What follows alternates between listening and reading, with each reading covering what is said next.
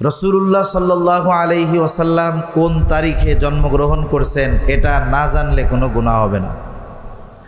কিন্তু রাসূল সাল্লাল্লাহু আলাইহি ওয়াসাল্লাম যেই জন্য এসেছেন, যা নিয়ে এসেছেন, সেটা যদি কেউ না জানে, না মানে, তাহলে আখিরাতে নাজাত পাওয়া যাবে না।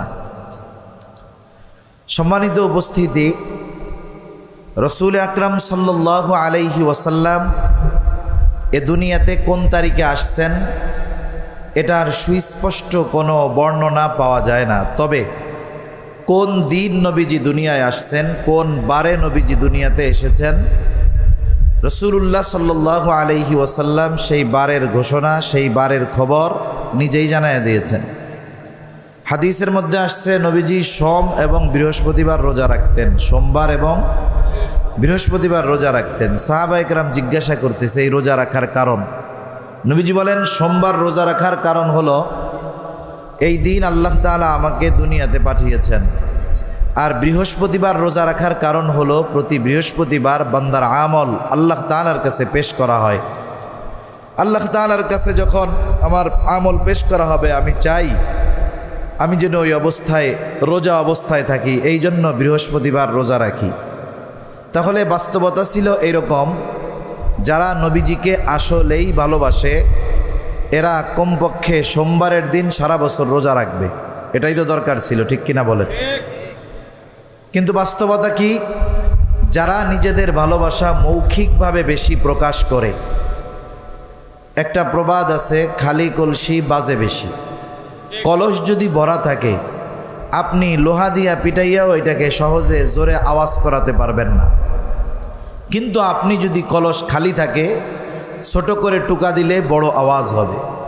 প্রকৃত আশিকে রাসূল হলো তারা যারা নবীজির আদর্শের আলোকে নিজের জীবনকে সাজিয়েছে এবং নবীজির জন্মদিন যদি উদযাপন করতেই চায়, তাইলে নবীজি যেহেতু সোমবার জন্ম নেওয়ার কারণে সোমবারের দিন রোজা রাখতেন, খাঁটি আশিকে রাসূল যারা, তারাও সোমবারের দিন রোজা রাখবে, ঠিক কিনা বলেন?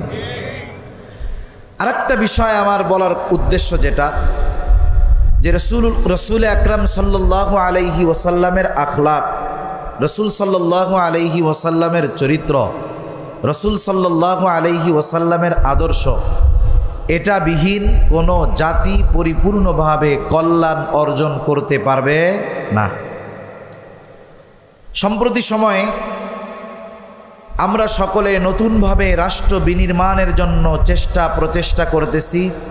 প্রত্যেকের আকাঙ্ক্ষা এক ইনসাফওয়ালা, জুলুমবিহীন রাষ্ট্র প্রতিষ্ঠিত হবে। রাষ্ট্র কাকে বলে, রাষ্ট্র কিভাবে সংগঠিত হয়?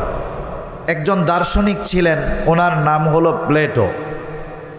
প্লেটো রাষ্ট্রের সংজ্ঞা দিতে গিয়ে বলেন যে মানুষের দ্বারাই রাষ্ট্র গঠিত হয়, মানুষের দ্বারাই রাষ্ট্র গঠিত হয়। রাষ্ট্রের চরিত্র ওই রকমই হয় মানুষের চরিত্র যেমন হয়। তার মানে আমি আপনি যদি একটা আদর্শ দেশ চাই, ইনসাফ ভিত্তিক ন্যায়পরায়ণতা থাকবে যেখানে, ন্যায় বিচার যেখানে থাকবে, এরকম যদি একটা রাষ্ট্র চাই, প্রথমে ওই গুণগুলো আগে আমাদের মধ্যে আনতে হবে, এরপরে শাসকের মধ্যে আসবে। যদি আমরা নিজেদের পরিবর্তন না করি, তাহলে চেহারার পরিবর্তন হবে কিন্তু চরিত্রের পরিবর্তন হবে না। এজন্য রাসূল আকরাম সাল্লাল্লাহু আলাইহি ওয়াসাল্লামের আদর্শবিহীন কোনো জাতি পরিপূর্ণ সফলতা অর্জন করতে পারবে না। আজকে আমি আপনাদের সামনে রাসূল সাল্লাল্লাহু আলাইহি ওয়াসাল্লামের চারিত্রিক বিষয়ে কিছু কথা বলার ইচ্ছা পোষণ করেছি। কথাগুলো শুধু আমরা বলবো, শুনবো তা নয়, যে কথাগুলো আমাদের জন্য আমরা আমল করার চেষ্টা করব। আল্লাহ তাআলা তৌফিক দান করেন, বলি আমিন। মনিটর দুইটা কি জন্য দিচ্ছেন? এমনিই আওয়াজ আসতেছে, ওই মাইকের মনিটরের কোনো আওয়াজ নাই, রিভার্ব দিয়ে আওয়াজটা ছেড়ে দেন, ঠিক আছে? সুন্দরভাবে আওয়াজটা ছেড়ে দেন। সমস্যা হয়েছে কোনো?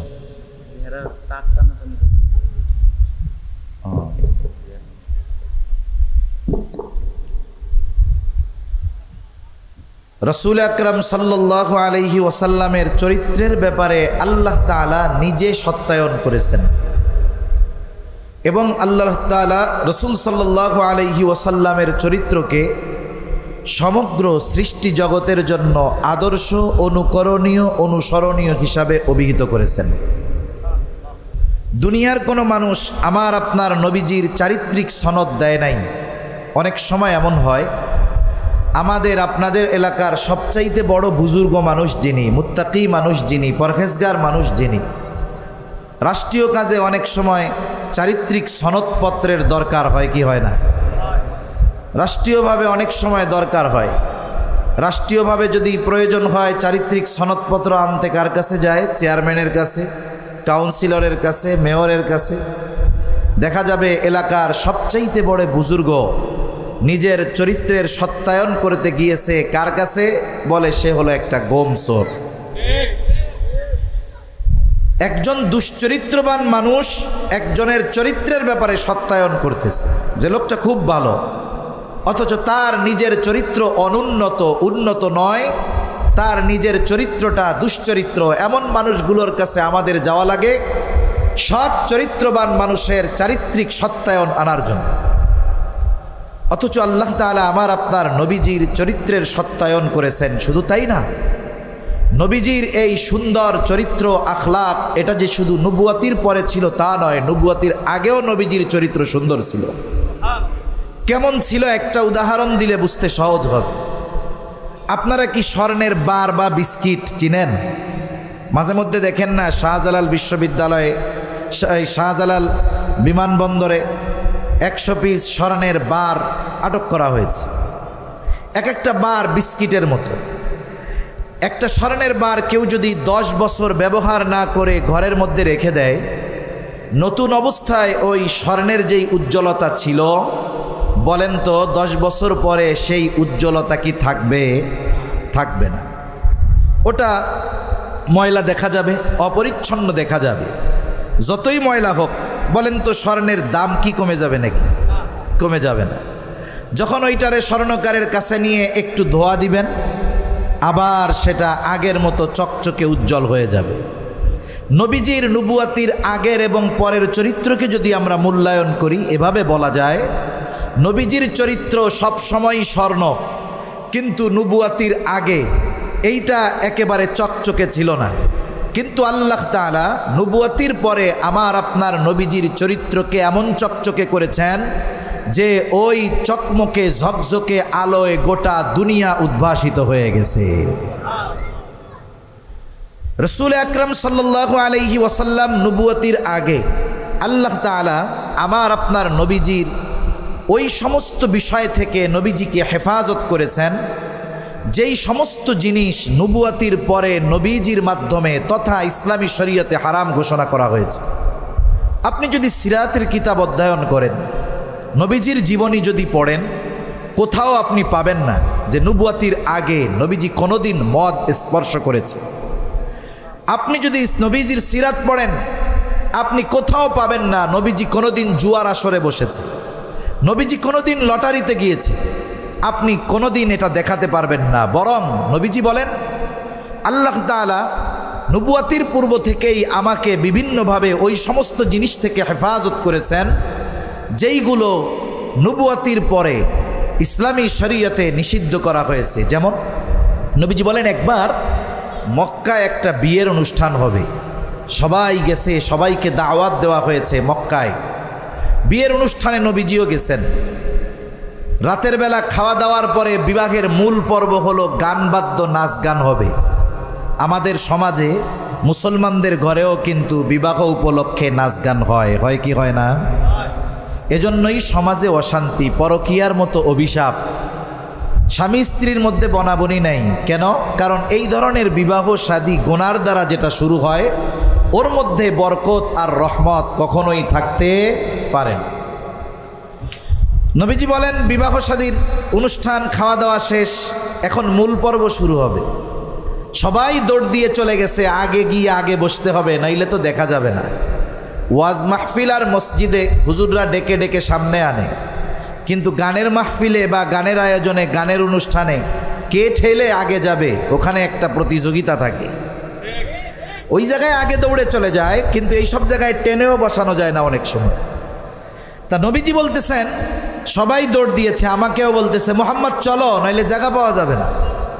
নবীজি বলেন ওই মুহূর্তে আমার দু চোখ জোড়ে এত ঘুম আসছে, আমি বাড়ির এক কোনায় শুয়ে পড়ছি। রাতের বেলা কি হয়েছে আমার কোনো খবর নেই। সকালবেলায় সূর্য উঠেছে, সূর্যের আলো যখন আমার চোখের উপরে পড়ছে এরপরে আমার ঘুম ভাঙছে। এর আগে কি হয়েছে আমি এ ব্যাপারে কিছুই জানি না। সুবহানাল্লাহ। আবার যখন বাইতুল্লাহ সংস্কার হবে, মক্কার মুশরিকেরা বাইতুল্লাহকে খুব সম্মান করত, যদিও শিরিক করত। সংস্কার করবে, তারা চিন্তা করলো যেই পোশাক পরে গুনাহ করি, পাপ করি, মিথ্যা কথা বলি, অন্যের হক মেরে খাই, ওই পোশাক পরে কি এত ফজিলতের কাজ করা যায় নাকি?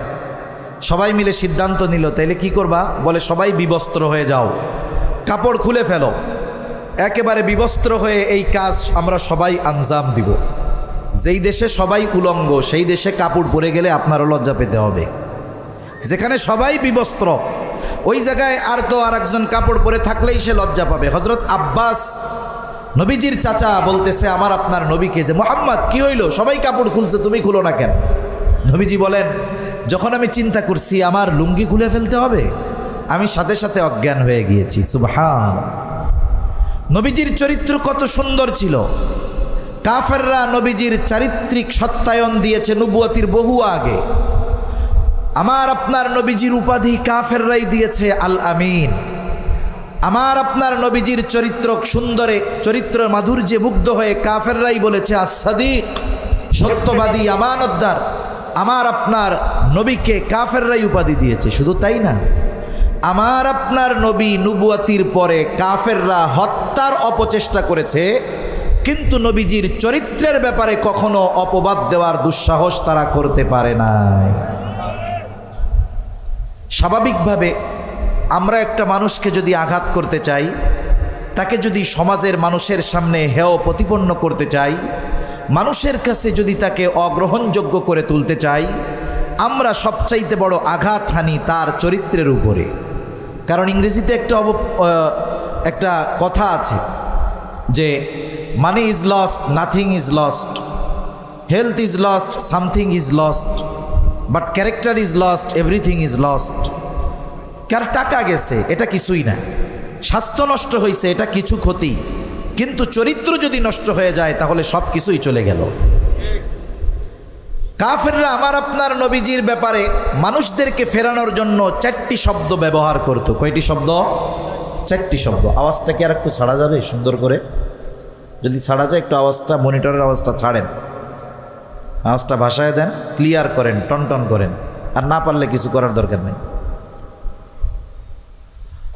নবীজির থেকে মানুষদেরকে ফেরানোর জন্য তারা নবীজির ব্যাপারে 4টি শব্দ ব্যবহার করত। কয়টি শব্দ? 4টি শব্দ। হজের সময় যখন মানুষেরা আসতো, জাহেলিয়াতের সময়ও হজ হইতো, মক্কার প্রবেশ দ্বারে আবু জেহেল, উতবা, সায়বাদের প্রতিনিধিরা থাকতো। ঢোকার সময় বইলা দিত, শোনো আমাদের এলাকায় একজন লোক আছে, তার নাম হইল মুহাম্মদ, সে কিন্তু জাদুকর, তার কাছে কিন্তু তোমরা যাও না। আরেকজন বলতো আমাদের এলাকায় একজন লোক আছে, তার নাম মুহাম্মদ, সে কিন্তু কবি, তার ধারের কাছে তোমরা যাও না। আরেকজন আরেক দরজায় দাঁড়াইতো প্রবেশ দ্বারে, বলতো শোনো আমাদের এলাকায় একজন লোক আছে, তার নাম মুহাম্মদ, তোমরা তার কাছে যাও না, সে কিন্তু গণক। আরেকজন দাঁড়াইতো, বলতো যে তোমরা মুহাম্মদ একজন লোক আছে, তার কাছে যাও না, সে হলো পাগল। কয়টা শব্দ ব্যবহার করতো? পাগল, কবি, জাদুকর, গণক। স্বাভাবিকভাবে মানুষের চাহিদা হলো মানুষকে যেটা থেকে বারবার নিষেধ করা হয় ওইটার ব্যাপারে তার আগ্রহ পয়দা হয়। ওরা চিন্তা করতো যেহেতু জাদুকর, ওর কাছে যাইতে মানা করতেছে, তাহলে অনেক বড় জাদুকরই হবে। আগে তো চিন্তই না, এইবার দলবদ্ধভাবে নবীজির কাছে তারা যাইতো, খুঁজতো মুহাম্মদ কোথায়, একটু জাদু দেখার দরকার। কাফেররা চাইতো নবীর থেকে তাদেরকে দূরে সরাতে, আর তারা নবীজির কাছে গিয়ে ভিড়তো জাদু দেখার জন্য। নবীজির কাছে কি জাদু আছে? নবীজির কাছে জাদু নেই। নবীজি কি শোনাইতেন? কোরআনুল কারীম শোনায়া দিতেন। নবীজি যখন কোরআন শোনায়া দিতেন, জাদুর প্রভাব কি? কোরআনুল কারীমের প্রভাব তার চাইতে অগণিত গুণ বেশি। দেখতো যাইতো জাদু দেখার জন্য, কিন্তু হেদায়েতের আলো নিয়ে এরপরে তারা বাড়িতে ফিরত। সুবহানাল্লাহ বলেন। বেস কমান ভোকাল কমান, এভাবে সাউন্ড ঠিক করানো যায় না। এত সুন্দর সিস্টেম, আওয়াজ ভালো হইতেছে না, বাইরের আওয়াজ আসতেছে, মনিটরের আওয়াজও ক্লিয়ার না। রিভার্ব চিনেন, আওয়াজ ছেড়ে দিতে হয়, ভাষায় দিতে হয়, আওয়াজটা টনটন করেন, হ্যাঁ ওইভাবে করেন।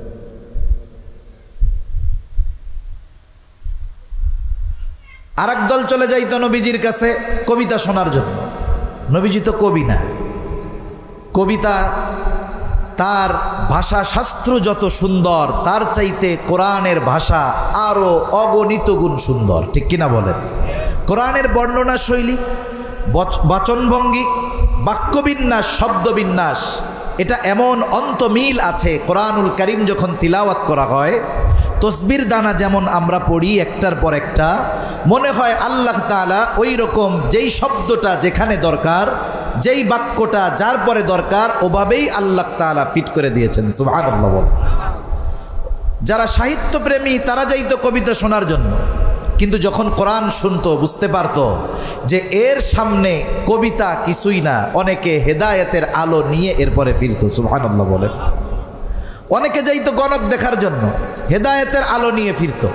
অনেকে যাইতো পাগলকে দেখার জন্য, নবীজি শোনাইতেন কোরআন, তারা হেদায়েতের আলো নিয়ে ফিরতো। তার মানে কাফেররা নবীজির ব্যাপারে অপবাদ দেওয়ার ক্ষেত্রে 4টি শব্দ ব্যবহার করত, তবে এই 4টি শব্দ কারো চরিত্রের সাথে সাংঘর্ষিক নয়, বরং নবীজির সত্যবাদিতা, চরিত্রের সত্যায়ন কাফেররা আগেও করেছে, নবুয়তির পরেও করছে। রাসূলুল্লাহ সাল্লাল্লাহু আলাইহি ওয়াসাল্লাম কোন তারিখে জন্মগ্রহণ করছেন এটা না জানলে কোনো গুনাহ হবে না, কিন্তু রাসূল সাল্লাল্লাহু আলাইহি ওয়াসাল্লাম যেই জন্য এসেছেন, যা নিয়ে এসেছেন, সেটা যদি কেউ না জানে, না মানে, তাহলে আখেরাতে নাজাত পাওয়া যাবে না।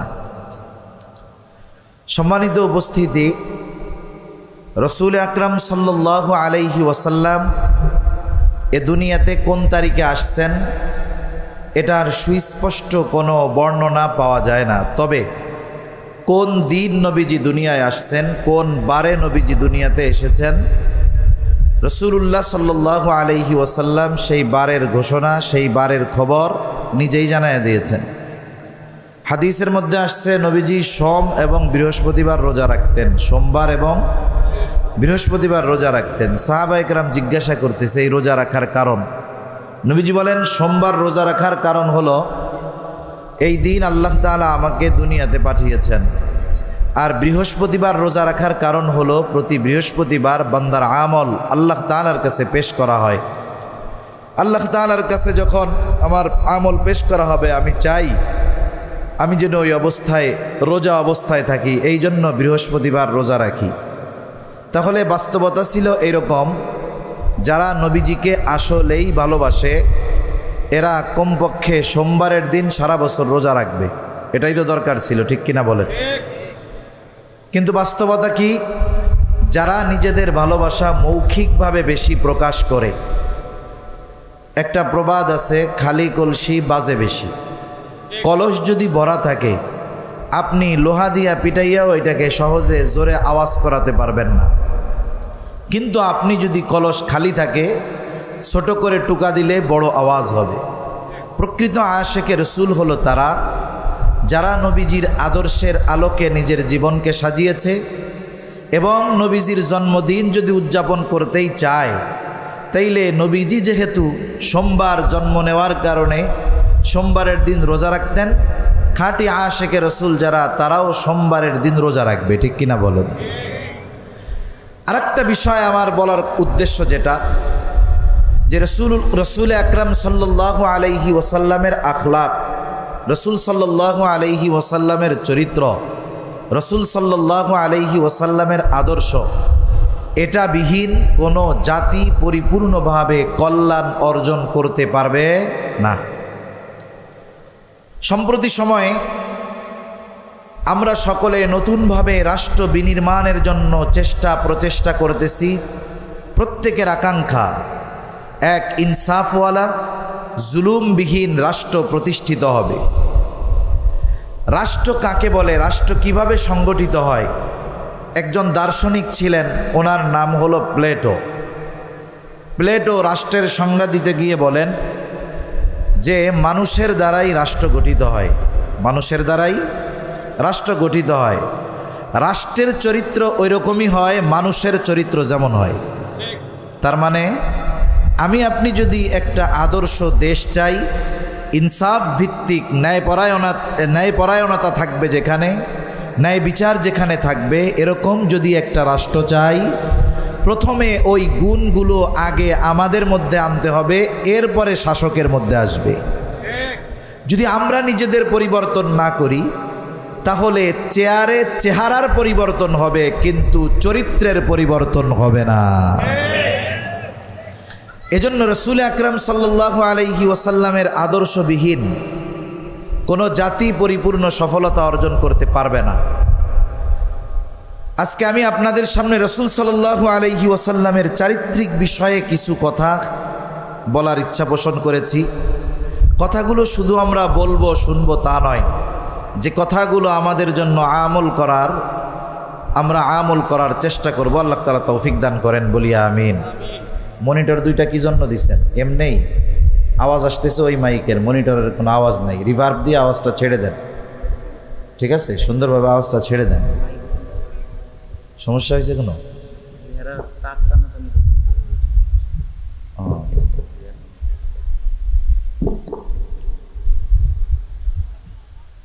রাসূল আকরাম সাল্লাল্লাহু আলাইহি ওয়াসাল্লামের চরিত্রের ব্যাপারে আল্লাহ তাআলা নিজে সত্যায়ন করেছেন এবং আল্লাহ তাআলা রাসূল সাল্লাল্লাহু আলাইহি ওয়াসাল্লামের চরিত্রকে সমগ্র সৃষ্টি জগতের জন্য আদর্শ, অনুকরণীয়, অনুসরণীয় হিসাবে অভিহিত করেছেন। দুনিয়ার কোনো মানুষ আমার আপনার নবীজির চারিত্রিক সনদ দেয় নাই। অনেক সময় এমন হয়, আমাদের আপনাদের এলাকার সবচাইতে বড় বুজুর্গ মানুষ যিনি, মুত্তাকি মানুষ যিনি, পরহেজগার মানুষ যিনি, রাষ্ট্রীয় কাজে অনেক সময় চারিত্রিক সনদপত্রের দরকার হয় কি হয় না? রাষ্ট্রীয়ভাবে অনেক সময় দরকার হয়। রাষ্ট্রীয়ভাবে যদি প্রয়োজন হয় চারিত্রিক সনদপত্র আনতে কার কাছে যায়? চেয়ারম্যানের কাছে, কাউন্সিলরের কাছে, মেয়রের কাছে। দেখা যাবে এলাকার সবচাইতে বড় বুজুর্গ নিজের চরিত্রের সত্যায়ন করতে গিয়েছে কার কাছে? বলে সে হলো একটা গোমচোর। একজন দুশ্চরিত্রবান মানুষ একজনের চরিত্রের ব্যাপারে সত্যায়ন করতেছে যে লোকটা খুব ভালো, অথচ তার নিজের চরিত্র অনুন্নত, উন্নত নয়, তার নিজের চরিত্রটা দুশ্চরিত্র। এমন মানুষগুলোর কাছে আমাদের যাওয়া লাগে সৎ চরিত্রবান মানুষের চারিত্রিক সত্যায়ন আনার জন্য। অথচ আল্লাহ তাআলা আমার আপনার নবীজির চরিত্রের সত্যায়ন করেছেন। শুধু তাই না, নবীজির এই সুন্দর চরিত্র আখলাক, এটা যে শুধু নবুয়াতির পরে ছিল তা নয়, নবুয়াতির আগেও নবীজির চরিত্র সুন্দর ছিল। কেমন ছিল একটা উদাহরণ দিলে বুঝতে সহজ হবে। আপনারা কি স্বর্ণের বার বা বিস্কিট চিনেন? মাঝে মধ্যে দেখেন না শাহজালাল বিশ্ববিদ্যালয়ে, শাহজালাল বিমানবন্দরে 100 পিস স্বর্ণের বার আটক করা হয়েছে। এক একটা বার বিস্কিটের মতো।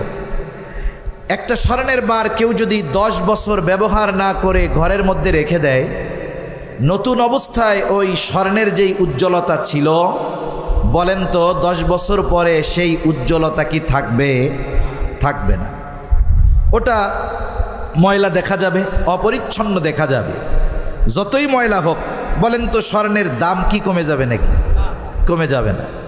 যখন ওইটারে স্বর্ণকারের কাছে নিয়ে একটু ধোয়া দিবেন, আবার সেটা আগের মতো চকচকে উজ্জ্বল হয়ে যাবে।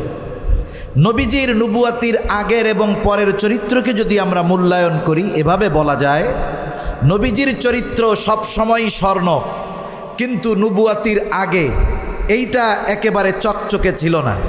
কিন্তু আল্লাহ তাআলা নবুয়াতির পরে আমার আপনার নবীজির চরিত্রকে এমন চকচকে করেছেন যে ওই চকমকে ঝকঝকে আলোয় গোটা দুনিয়া উদ্ভাসিত হয়ে গেছে। রাসূল আকরাম সাল্লাল্লাহু আলাইহি ওয়াসাল্লাম নবুয়াতির আগে আল্লাহ তাআলা আমার আপনার নবীজির ওই সমস্ত বিষয় থেকে নবীজিকে হেফাজত করেছেন যেই সমস্ত জিনিস নবুয়াতির পরে নবীজির মাধ্যমে তথা ইসলামী শরীয়তে হারাম ঘোষণা করা হয়েছে। আপনি যদি সিরাতের কিতাব অধ্যয়ন করেন, নবীজির জীবনী যদি পড়েন, কোথাও আপনি পাবেন না যে নবুয়াতির আগে নবীজি কোনোদিন মদ স্পর্শ করেছে। আপনি যদি নবীজির সিরাত পড়েন, আপনি কোথাও পাবেন না নবীজি কোনোদিন জুয়ার আসরে বসেছে, নবীজি কোনোদিন লটারিতে গিয়েছে, আপনি কোনোদিন এটা দেখাতে পারবেন না। বরং নবীজি বলেন, আল্লাহ তাআলা নবুয়াতির পূর্ব থেকেই আমাকে বিভিন্নভাবে ওই সমস্ত জিনিস থেকে হেফাজত করেছেন যেইগুলো নবুয়াতির পরে ইসলামী শরীয়তে নিষিদ্ধ করা হয়েছে। যেমন নবীজি বলেন, একবার মক্কায় একটা বিয়ের অনুষ্ঠান হবে, সবাই গেছে, সবাইকে দাওয়াত দেওয়া হয়েছে মক্কায়। বিয়ের অনুষ্ঠানে নবীজিও গেছেন। রাতের বেলা খাওয়া দাওয়ার পরে বিবাহের মূল পর্ব হলো গান বাদ্য, নাচ গান হবে। আমাদের সমাজে মুসলমানদের ঘরেও কিন্তু বিবাহ উপলক্ষে নাচ গান হয় কি হয় না? এজন্যই সমাজে অশান্তি, পরকীয়ার মতো অভিশাপ, স্বামী স্ত্রীর মধ্যে বনাবনি নাই। কেন? কারণ এই ধরনের বিবাহ শাদী গুনার দ্বারা যেটা শুরু হয়, ওর মধ্যে বরকত আর রহমত কখনোই থাকতে পারে না। নবীজি বলেন, বিবাহ শাদীর অনুষ্ঠান, খাওয়া দাওয়া শেষ, এখন মূল পর্ব শুরু হবে। সবাই দৌড় দিয়ে চলে গেছে, আগে গিয়ে আগে বসতে হবে, নাইলে তো দেখা যাবে না। ওয়াজ মাহফিল আর মসজিদে হুজুররা ডেকে ডেকে সামনে আনে, কিন্তু গানের মাহফিলে বা গানের আয়োজনে, গানের অনুষ্ঠানে কে ঠেলে আগে যাবে, ওখানে একটা প্রতিযোগিতা থাকে। ওই জায়গায় আগে দৌড়ে চলে যায়, কিন্তু এই সব জায়গায় টেনেও বসানো যায় না অনেক সময়। তা নবীজি বলতেছেন, সবাই দৌড় দিয়েছে, আমাকেও বলতেছে, মুহাম্মদ চলো, নইলে জায়গা পাওয়া যাবে না। নবীজি বলেন, ওই মুহূর্তে আমার দু চোখ জোড়ে এত ঘুম আসছে, আমি বাড়ির এক কোনায় শুয়ে পড়ছি। রাতের বেলা কি হয়েছে আমার কোনো খবর নেই।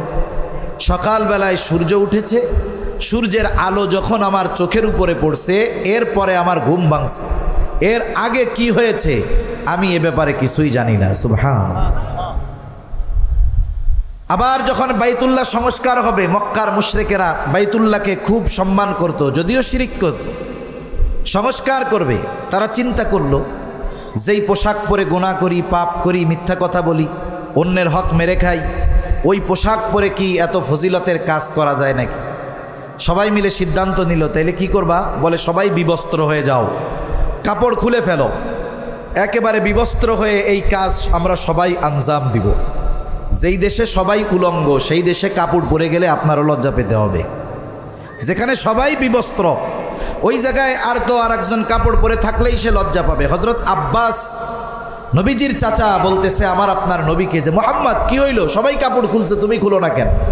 নবীজি বলেন, যখন আমি চিন্তা করছি আমার লুঙ্গি খুলে ফেলতে হবে, আমি সাথে সাথে অজ্ঞান হয়ে গিয়েছি। সুবহানাল্লাহ। নবীজির চরিত্র কত সুন্দর ছিল। কাফেররা নবীজির চারিত্রিক সত্যায়ন দিয়েছে নবুয়তির বহু আগে। আমার আপনার নবীজির উপাধি কাফেররাই দিয়েছে আল আমিন। আমার আপনার নবীজির চরিত্র সুন্দরে, চরিত্র মাধুর্যে মুগ্ধ হয়ে কাফেররাই বলেছে আস-সাদিক, সত্যবাদী, আমানতদার। আমার আপনার নবীকে কাফেররাই উপাধি দিয়েছে। শুধু তাই না, আমার আপনার নবী নবুয়তির পরে কাফেররা হত্যার অপচেষ্টা করেছে, কিন্তু নবীজির চরিত্রের ব্যাপারে কখনো অপবাদ দেওয়ার দুঃসাহস তারা করতে পারে নাই। স্বাভাবিকভাবে আমরা একটা মানুষকে যদি আঘাত করতে চাই, তাকে যদি সমাজের মানুষের সামনে হেয় প্রতিপন্ন করতে চাই, মানুষের কাছে যদি তাকে অগ্রহণযোগ্য করে তুলতে চাই, আমরা সবচাইতে বড় আঘাত হানি তার চরিত্রের উপরে। কারণ ইংরেজিতে একটা কথা আছে যে money is lost, nothing is lost, health is lost, something is lost, but character is lost, everything is lost. কার টাকা গেছে এটা কিছুই না, স্বাস্থ্য নষ্ট হয়েছে এটা কিছু ক্ষতি, কিন্তু চরিত্র যদি নষ্ট হয়ে যায় তাহলে সব কিছুই চলে গেল। কাফেররা আমার আপনার নবীজির ব্যাপারে মানুষদেরকে ফেরানোর জন্য 4টি শব্দ ব্যবহার করত। কয়টি শব্দ? 4টি শব্দ। আওয়াজটা কি আর একটু ছাড়া যাবে সুন্দর করে? যদি ছাড়া যায় একটু আওয়াজটা, মনিটরের আওয়াজটা ছাড়েন, আওয়াজটা ভাষায় দেন, ক্লিয়ার করেন, টনটন করেন, আর না পারলে কিছু করার দরকার নেই। নবীজির থেকে মানুষদেরকে ফেরানোর জন্য তারা নবীজির ব্যাপারে 4টি শব্দ ব্যবহার করত। কয়টি শব্দ? 4টি শব্দ। হজের সময় যখন মানুষেরা আসতো, জাহেলিয়াতের সময়ও হজ হইতো, মক্কার প্রবেশ দ্বারে আবু জেহেল ওতবা সাহেবাদের প্রতিনিধিরা থাকতো।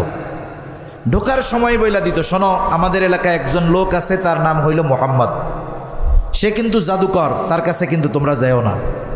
আরেকজন বলতো, আমাদের এলাকায় একজন লোক আছে, তার নাম মোহাম্মদ, সে কিন্তু কবি, তার ধারের কাছে তোমরা যাও না। আরেকজন আরেক দরজায় দাঁড়াইতো প্রবেশ দ্বারে, বলতো, শোনো আমাদের এলাকায় একজন লোক আছে, তার নাম মোহাম্মদ, তোমরা তার কাছে যাও না, সে কিন্তু গণক। আরেকজন দাঁড়াইতো, বলতো যে তোমরা মোহাম্মদ একজন লোক আছে, তার কাছে যাও না, সে হলো পাগল। কয়টা শব্দ ব্যবহার করতো? পাগল, কবি, জাদুকর, গণক। স্বাভাবিকভাবে মানুষের চাহিদা হলো মানুষকে যেটা থেকে বারবার নিষেধ করা হয় ওইটার ব্যাপারে তার আগ্রহ পয়দা হয়। ওরা চিন্তা করতো যেহেতু জাদুকর, ওর কাছে যাইতে মানা করতেছে, তাহলে অনেক বড় জাদুকরই হবে।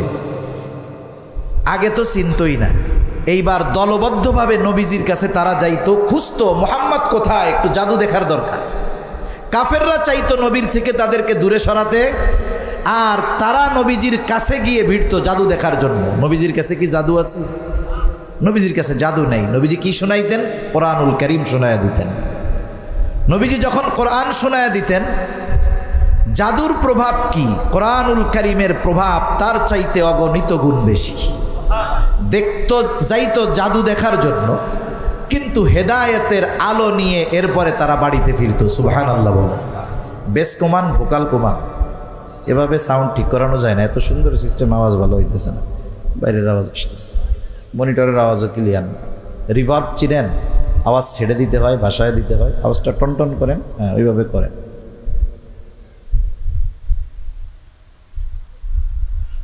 আরেক দল চলে যাইতো নবীজির কাছে কবিতা শোনার জন্য। নবীজি তো কবি না, কবিতা তার ভাষা শাস্ত্র যত সুন্দর, তার চাইতে কোরআনের ভাষা আরও অগণিত গুণ সুন্দর, ঠিক কিনা বলেন? কোরআনের বর্ণনা শৈলী, বাচনভঙ্গি, বাক্যবিন্যাস, শব্দবিন্যাস, এটা এমন অন্তমিল আছে। কোরআনুল কারীম যখন তিলাওয়াত করা হয়, তসবির দানা যেমন আমরা পড়ি একটার পর একটা, মনে হয় আল্লাহ তাআলা ওই রকম যেই শব্দটা যেখানে দরকার, যেই বাক্যটা যার পরে দরকার, ওভাবেই আল্লাহ তাআলা ফিট করে দিয়েছেন। সুবহানাল্লাহ বল। যারা সাহিত্যপ্রেমী তারা যাইতো কবিতা শোনার জন্য, কিন্তু যখন কোরআন শুনতো বুঝতে পারতো যে এর সামনে কবিতা কিছুই না, অনেকে হেদায়েতের আলো নিয়ে এরপরে ফিরতো। সুবহানাল্লাহ বলেন। অনেকে যাইতো গণক দেখার জন্য, হেদায়েতের আলো নিয়ে ফিরতো। অনেকে যাইতো পাগলকে দেখার জন্য, নবীজি শোনাইতেন কোরআন, তারা হেদায়েতের আলো নিয়ে ফিরতো। তার মানে কাফেররা নবীজির ব্যাপারে অপবাদ দেওয়ার ক্ষেত্রে 4টি শব্দ ব্যবহার করত, তবে এই 4টি শব্দ কারো চরিত্রের সাথে সাংঘর্ষিক নয়, বরং নবীজির সত্যবাদিতা, চরিত্রের সত্যায়ন কাফেররা আগেও করেছে, নবুয়তির পরেও করছে। রাসূলুল্লাহ সাল্লাল্লাহু আলাইহি ওয়াসাল্লাম কোন তারিখে জন্মগ্রহণ করছেন এটা না জানলে কোনো গুনাহ হবে না, কিন্তু রাসূল সাল্লাল্লাহু আলাইহি ওয়াসাল্লাম যেই জন্য এসেছেন, যা নিয়ে এসেছেন, সেটা যদি কেউ না জানে, না মানে, তাহলে আখেরাতে নাজাত পাওয়া যাবে না। সম্মানিত উপস্থিতি, রাসূল আকরাম সাল্লাল্লাহু আলাইহি ওয়াসাল্লাম এ দুনিয়াতে কোন তারিখে আসছেন এটার সুস্পষ্ট কোনো বর্ণনা পাওয়া যায় না। তবে কোন দিন নবীজি দুনিয়ায় আসছেন, কোন বারে নবীজি দুনিয়াতে এসেছেন, রাসূলুল্লাহ সাল্লাল্লাহু আলাইহি ওয়াসাল্লাম সেই বারের ঘোষণা, সেই বারের খবর নিজেই জানায় দিয়েছেন। হাদিসের মধ্যে আসছে নবীজি সোম এবং বৃহস্পতিবার রোজা রাখতেন, সোমবার এবং বৃহস্পতিবার রোজা রাখতেন। সাহাবায়ে কেরাম জিজ্ঞাসা করতেছে এই রোজা রাখার কারণ। নবীজি বলেন, সোমবার রোজা রাখার কারণ হলো এই দিন আল্লাহ তাআলা আমাকে দুনিয়াতে পাঠিয়েছেন, আর বৃহস্পতিবার রোজা রাখার কারণ হলো প্রতি বৃহস্পতিবার বান্দার আমল আল্লাহ তাআলার কাছে পেশ করা হয়। আল্লাহ তাআলার কাছে যখন আমার আমল পেশ করা হবে, আমি চাই আমি যেন ওই অবস্থায়, রোজা অবস্থায় থাকি, এই জন্য বৃহস্পতিবার রোজা রাখি। তাহলে বাস্তবতা ছিল এইরকম, যারা নবীজিকে আসলেই ভালোবাসে এরা কমপক্ষে সোমবারের দিন সারা বছর রোজা রাখবে। এটাই তো দরকার ছিল, ঠিক কিনা বলেন? কিন্তু বাস্তবতা কি? যারা নিজেদের ভালোবাসা মৌখিকভাবে বেশি প্রকাশ করে, একটা প্রবাদ আছে, খালি কলসি বাজে বেশি। কলস যদি ভরা থাকে, আপনি লোহা দিয়া পিটাইয়াও এটাকে সহজে জোরে আওয়াজ করাতে পারবেন না। কিন্তু আপনি যদি কলস খালি থাকে, ছোট করে টুকা দিলে বড় আওয়াজ হবে। প্রকৃত আশিকে রাসূল হলো তারা যারা নবীজির আদর্শের আলোকে নিজের জীবনকে সাজিয়েছে এবং নবীজির জন্মদিন যদি উদযাপন করতেই চায়, তাইলে নবীজি যেহেতু সোমবার জন্ম নেওয়ার কারণে সোমবারের দিন রোজা রাখতেন, খাঁটি আশিকে রাসূল যারা তারাও সোমবারের দিন রোজা রাখবে, ঠিক কিনা বলেন? আরেকটা বিষয় আমার বলার উদ্দেশ্য যেটা, যে রসুল আকরাম সাল্লাল্লাহু আলাইহি ওয়াসাল্লামের আখলাক, রসুল সাল্লাল্লাহু আলাইহি ওয়াসাল্লামের চরিত্র, রসুল সাল্লাল্লাহু আলাইহি ওয়াসাল্লামের আদর্শ, এটা বিহীন কোনো জাতি পরিপূর্ণভাবে কল্যাণ অর্জন করতে পারবে না। সম্প্রতি সময়ে আমরা সকলে নতুনভাবে রাষ্ট্র বিনির্মাণের জন্য প্রচেষ্টা করতেছি। প্রত্যেকের আকাঙ্ক্ষা এক ইনসাফওয়ালা জুলুমবিহীন রাষ্ট্র প্রতিষ্ঠিত হবে। রাষ্ট্র কাকে বলে, রাষ্ট্র কিভাবে সংগঠিত হয়?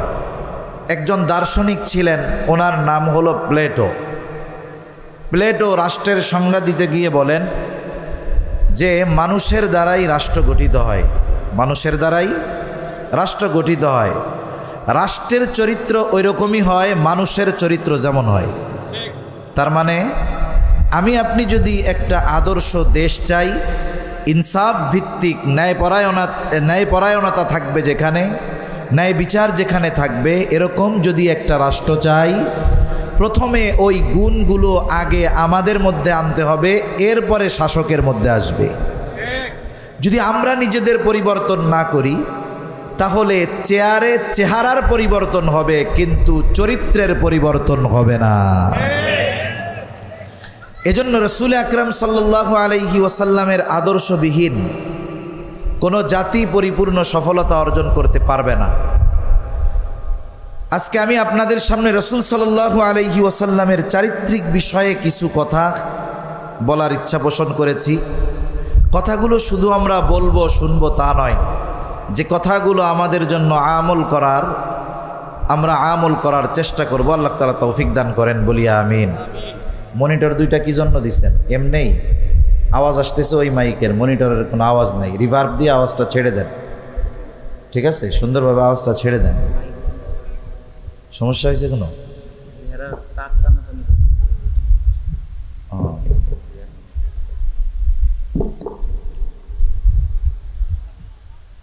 রাসূল আকরাম সাল্লাল্লাহু আলাইহি ওয়াসাল্লামের চরিত্রের ব্যাপারে আল্লাহ তাআলা নিজে সত্যায়ন করেছেন এবং আল্লাহ তাআলা রাসূল সাল্লাল্লাহু আলাইহি ওয়াসাল্লামের চরিত্রকে সমগ্র সৃষ্টি জগতের জন্য আদর্শ, অনুকরণীয়, অনুসরণীয় হিসাবে অভিহিত করেছেন।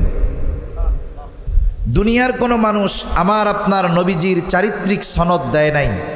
অনেক সময় এমন হয়, আমাদের আপনাদের এলাকার সবচাইতে বড় বুজুর্গ মানুষ যিনি, মুত্তাকি মানুষ যিনি, পরহেজগার মানুষ যিনি, রাষ্ট্রীয় কাজে অনেক সময় চারিত্রিক সনদপত্রের দরকার হয় কি হয় না? রাষ্ট্রীয়ভাবে অনেক সময় দরকার হয়। রাষ্ট্রীয়ভাবে যদি প্রয়োজন হয় চারিত্রিক সনদপত্র আনতে কার কাছে যায়? চেয়ারম্যানের কাছে, কাউন্সিলরের কাছে, মেয়রের কাছে। দেখা যাবে এলাকার সবচাইতে বড় বুজুর্গ নিজের চরিত্রের সত্যায়ন করতে গিয়েছে কার কাছে? বলে সে হলো একটা গোমচোর। একজন দুশ্চরিত্রবান মানুষ একজনের চরিত্রের ব্যাপারে সত্যায়ন করতেছে যে লোকটা খুব ভালো, অথচ তার নিজের চরিত্র উন্নত নয়, তার নিজের চরিত্রটা দুশ্চরিত্র। এমন মানুষগুলোর কাছে আমাদের যাওয়া লাগে সৎ চরিত্রবান মানুষের চারিত্রিক সত্যায়ন আনার জন্য। অথচ আল্লাহ তাআলা আমার আপনার নবীজির চরিত্রের সত্যায়ন করেছেন। শুধু তাই না, নবীজির এই সুন্দর চরিত্র আখলাক, এটা যে শুধু নবুয়াতির পরে ছিল তা নয়, নবুয়াতির আগেও নবীজির চরিত্র সুন্দর ছিল। কেমন ছিল একটা উদাহরণ দিলে বুঝতে সহজ হবে। আপনারা কি স্বর্ণের বার বা বিস্কিট চিনেন? মাঝে মধ্যে দেখেন না শাহজালাল বিশ্ববিদ্যালয়ে, শাহজালাল বিমানবন্দরে 100 পিস স্বর্ণের বার আটক করা হয়েছে। এক একটা বার বিস্কিটের মতো। একটা স্বর্ণের বার কেউ যদি 10 বছর ব্যবহার না করে ঘরের মধ্যে রেখে দেয়, নতুন অবস্থায় ওই স্বর্ণের যেই উজ্জ্বলতা ছিল, বলেন তো 10 বছর পরে সেই উজ্জ্বলতা কি থাকবে? থাকবে না। ওটা ময়লা দেখা যাবে, অপরিচ্ছন্ন দেখা যাবে। যতই ময়লা হোক, বলেন তো স্বর্ণের দাম কি কমে যাবে নাকি? কমে যাবে না। যখন ওইটারে স্বর্ণকারের কাছে নিয়ে একটু ধোয়া দিবেন, আবার সেটা আগের মতো চকচকে উজ্জ্বল হয়ে যাবে। নবীজির নবুয়াতির আগের এবং পরের চরিত্রকে যদি আমরা মূল্যায়ন করি, এভাবে বলা যায় নবীজির চরিত্র সব সময় স্বর্ণ, কিন্তু নবুয়াতির আগে এইটা একেবারে চকচকে ছিল না। কিন্তু আল্লাহ তাআলা নবুয়াতির পরে আমার আপনার নবীজির চরিত্রকে এমন চকচকে করেছেন যে ওই চকমকে ঝকঝকে আলোয় গোটা দুনিয়া উদ্ভাসিত হয়ে গেছে। রাসূল আকরাম সাল্লাল্লাহু আলাইহি ওয়াসাল্লাম নবুয়াতির আগে আল্লাহ তাআলা আমার আপনার নবীজির ওই সমস্ত বিষয় থেকে নবীজিকে হেফাজত করেছেন যেই সমস্ত জিনিস নবুয়াতির পরে নবীজির মাধ্যমে তথা ইসলামী শরীয়তে হারাম ঘোষণা করা হয়েছে। আপনি যদি সিরাতের কিতাব অধ্যয়ন করেন, নবীজির জীবনী যদি পড়েন, কোথাও আপনি পাবেন না যে নবুয়াতির আগে নবীজি কোনোদিন মদ স্পর্শ করেছে। আপনি যদি নবীজির সিরাত পড়েন, আপনি কোথাও পাবেন না নবীজি কোনোদিন জুয়ার আসরে বসেছে, নবীজি কোনোদিন লটারিতে গিয়েছে। আপনি কোনোদিন এটা দেখাতে পারবেন না। বরং নবীজি বলেন, আল্লাহ তাআলা নবুয়াতির পূর্ব থেকেই আমাকে বিভিন্নভাবে ওই সমস্ত জিনিস থেকে হেফাজত করেছেন যেইগুলো নবুয়াতির পরে ইসলামী শরীয়তে নিষিদ্ধ করা হয়েছে। যেমন নবীজি বলেন, একবার মক্কায় একটা বিয়ের অনুষ্ঠান হবে, সবাই গেছে, সবাইকে দাওয়াত দেওয়া হয়েছে মক্কায়। বিয়ের অনুষ্ঠানে নবীজিও গেছেন। রাতের বেলা খাওয়া দাওয়ার পরে বিবাহের মূল পর্ব হলো গান বাদ্য, নাচ গান হবে। আমাদের সমাজে মুসলমানদের ঘরেও কিন্তু বিবাহ উপলক্ষে নাচ গান হয়, হয় কি হয় না? এজন্যই সমাজে অশান্তি, পরকীয়ার মতো অভিশাপ, স্বামী স্ত্রীর মধ্যে বনাবনি নাই। কেন? কারণ এই ধরনের বিবাহ শাদী গুনার দ্বারা যেটা শুরু হয়, ওর মধ্যে বরকত আর রহমত কখনোই থাকতে পারে না। নবীজি বলেন, বিবাহ শাদীর অনুষ্ঠান খাওয়া দাওয়া শেষ, এখন মূল পর্ব শুরু হবে। সবাই দৌড় দিয়ে চলে গেছে, আগে গিয়ে আগে বসতে হবে, নইলে তো দেখা যাবে না। ওয়াজ মাহফিল আর মসজিদে হুজুররা ডেকে ডেকে সামনে আনে, কিন্তু গানের মাহফিলে বা গানের আয়োজনে, গানের অনুষ্ঠানে কে ঠেলে আগে যাবে, ওখানে একটা প্রতিযোগিতা থাকে। ওই জায়গায় আগে দৌড়ে চলে যায়, কিন্তু এই সব জায়গায় টেনেও বসানো যায় না অনেক সময়। তা নবীজি বলতেছেন, সবাই দৌড় দিয়েছে, আমাকেও বলতেছে, মুহাম্মদ চলো, নইলে জায়গা পাওয়া যাবে না। নবীজি বলেন, ওই মুহূর্তে আমার দু চোখ জোড়ে এত ঘুম আসছে, আমি বাড়ির এক কোনায় শুয়ে পড়ছি। রাতের বেলা কি হয়েছে আমার কোনো খবর নেই। সকালবেলায় সূর্য উঠেছে, সূর্যের আলো যখন আমার চোখের উপরে পড়ছে, এরপরে আমার ঘুম ভাঙছে। এর আগে কি হয়েছে আমি এ ব্যাপারে কিছুই জানি না। সুবহানাল্লাহ। আবার যখন বাইতুল্লাহ সংস্কার হবে, মক্কার মুশরিকেরা বাইতুল্লাহকে খুব সম্মান করত, যদিও শিরিক করত। সংস্কার করবে, তারা চিন্তা করলো, যেই পোশাক পরে গুনাহ করি, পাপ করি, মিথ্যা কথা বলি, অন্যের হক মেরে খাই, ওই পোশাক পরে কি এত ফজিলতের কাজ করা যায় নাকি? সবাই মিলে সিদ্ধান্ত নিল, তাইলে কি করবা? বলে, সবাই বিবস্ত্র হয়ে যাও, কাপড় খুলে ফেলো, একেবারে বিবস্ত্র হয়ে এই কাজ আমরা সবাই আঞ্জাম দিব। যেই দেশে সবাই উলঙ্গ, সেই দেশে কাপড় পরে গেলে আপনারও লজ্জা পেতে হবে। যেখানে সবাই বিবস্ত্র, ওই জায়গায় আর তো আর একজন কাপড় পরে থাকলেই সে লজ্জা পাবে। হযরত আব্বাস, নবীজির চাচা, বলতেছে আমার আপনার নবীকে যে, মুহাম্মদ কি হইল, সবাই কাপড় খুলছে, তুমি খুলো না কেন? নবীজি বলেন, যখন আমি চিন্তা করছি আমার লুঙ্গি খুলে ফেলতে হবে, আমি সাথে সাথে অজ্ঞান হয়ে গিয়েছি। সুবহান। নবীজির চরিত্র কত সুন্দর ছিল। কাফেররা নবীজির চারিত্রিক সত্যায়ন দিয়েছে নবুয়তির বহু আগে। আমার আপনার নবীজির উপাধি কাফেররাই দিয়েছে আল আমিন। আমার আপনার নবীজির চরিত্র মাধুর্যে মুগ্ধ হয়ে কাফেররাই বলেছে আস-সাদিক, সত্যবাদী, আমানতদার। আমার আপনার নবীকে কাফেররাই উপাধি দিয়েছে। শুধু তাই না, আমার আপনার নবী নবুয়াতির পরে কাফেররা হত্যার অপচেষ্টা করেছে, কিন্তু নবীজির চরিত্রের ব্যাপারে কখনো অপবাদ দেওয়ার দুঃসাহস তারা করতে পারে নাই। স্বাভাবিকভাবে আমরা একটা মানুষকে যদি আঘাত করতে চাই, তাকে যদি সমাজের মানুষের সামনে হেয় প্রতিপন্ন করতে চাই, মানুষের কাছে যদি তাকে অগ্রহণযোগ্য করে তুলতে চাই, আমরা সবচাইতে বড় আঘাত হানি তার চরিত্রের উপরে। কারণ ইংরেজিতে একটা কথা আছে যে money is lost, nothing is lost, health is lost, something is lost, but character is lost, everything is lost. কার টাকা গেছে এটা কিছুই না, স্বাস্থ্য নষ্ট হয়েছে এটা কিছু ক্ষতি, কিন্তু চরিত্র যদি নষ্ট হয়ে যায় তাহলে সব কিছুই চলে গেল। কাফেররা আমার আপনার নবীজির ব্যাপারে মানুষদেরকে ফেরানোর জন্য 4টি শব্দ ব্যবহার করত। কয়টি শব্দ? 4টি শব্দ। আওয়াজটা কি আর একটু ছাড়া যাবে সুন্দর করে? যদি ছাড়া যায় একটু আওয়াজটা, মনিটরের আওয়াজটা ছাড়েন, আওয়াজটা ভাষায় দেন, ক্লিয়ার করেন, টনটন করেন, আর না পারলে কিছু করার দরকার নেই। নবীজির থেকে মানুষদেরকে ফেরানোর জন্য তারা নবীজির ব্যাপারে 4টি শব্দ ব্যবহার করত। কয়টি শব্দ? 4টি শব্দ। হজের সময় যখন মানুষেরা আসতো, জাহেলিয়াতের সময়ও হজ হইতো, মক্কার প্রবেশ দ্বারে আবু জেহেল, উতবা, সায়বাদের প্রতিনিধিরা থাকতো।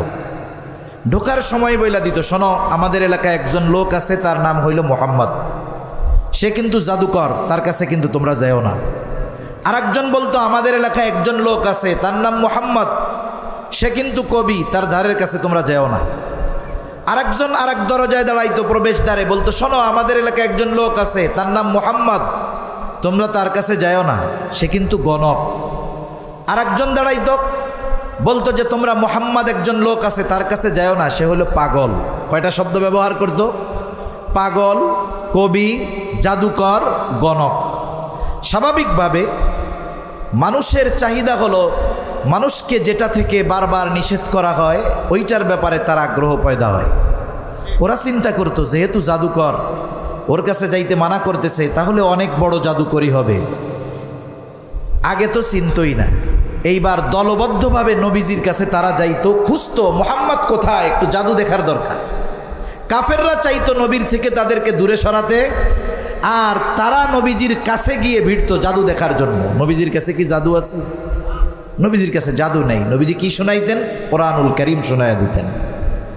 নবীজি যখন কোরআন শোনায়া দিতেন, জাদুর প্রভাব কি? কোরআনুল কারীমের প্রভাব তার চাইতে অগণিত গুণ বেশি। দেখতো যাইতো জাদু দেখার জন্য, কিন্তু হেদায়েতের আলো নিয়ে এরপরে তারা বাড়িতে ফিরতো। সুবহানাল্লাহ বলে। বেস কমান, ভোকাল কমান, এভাবে সাউন্ড ঠিক করানো যায় না। এত সুন্দর সিস্টেম, আওয়াজ ভালো হইতেছে না, বাইরের আওয়াজ আসতেছে, মনিটরের আওয়াজও ক্লিয়ার না। রিভার্ব চিনেন? আওয়াজ ছেড়ে দিতে হয়, ভাষায় দিতে হয়, আওয়াজটা টনটন করেন, হ্যাঁ ওইভাবে করেন।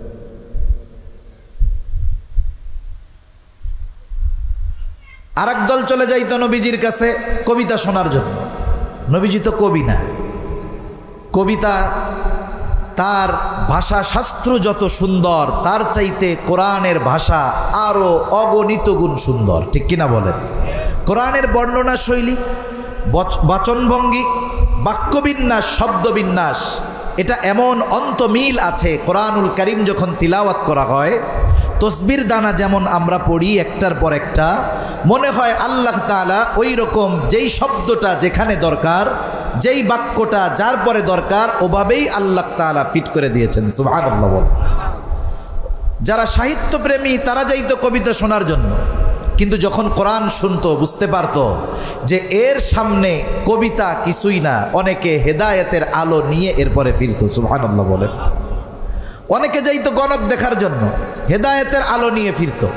অনেকে যাইতো পাগলকে দেখার জন্য, নবীজি শোনাইতেন কোরআন, তারা হেদায়েতের আলো নিয়ে ফিরতো। তার মানে কাফেররা নবীজির ব্যাপারে অপবাদ দেওয়ার ক্ষেত্রে 4টি শব্দ ব্যবহার করত, তবে এই 4টি শব্দ কারো চরিত্রের সাথে সাংঘর্ষিক নয়, বরং নবীজির সত্যবাদিতা চরিত্রের সত্যায়ন কাফেররা আগেও করেছে, নবুয়তির পরেও করছে।